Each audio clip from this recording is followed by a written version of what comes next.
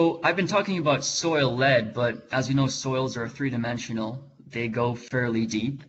And especially for gardeners, we think about soil testing in the top foot or so. And evidence suggests that because this lead was being deposited from top down, so it's being deposited as an aerosol from gasoline or as paint chips or just from rainfall, that a lot of the lead is building up in topsoil. And it seems like the top 6 to 8 inches is where, in general, most of lead is found in soils.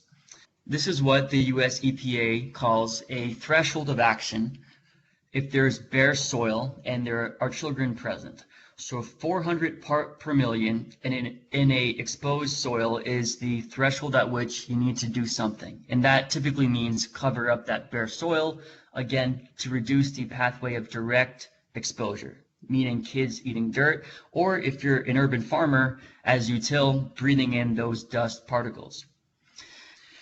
The EPA makes a distinction between the bare soil and then soil being used for vegetable production. And for that, they have it much higher at 1200 ppm.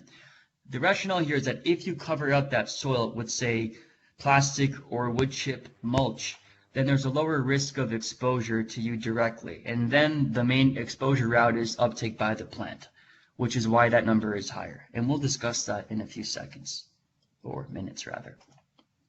Okay, now I think that there can be some confusion on the part of gardeners and even people that have kids, pets too, because think about dogs and cats, backyard chickens. There's some confusion with stakeholders on, well, what is a threshold of soil lead that is cause for concern? And I think a lot of that confusion comes from different state agencies having different criteria for what constitutes a high amount of soil lead. So for example, if you're in Minnesota, 300 ppm is classified as a high amount of lead in soil, whereas in Ohio, it's up to 3,000 that constitutes high. So there's not quite an agreement.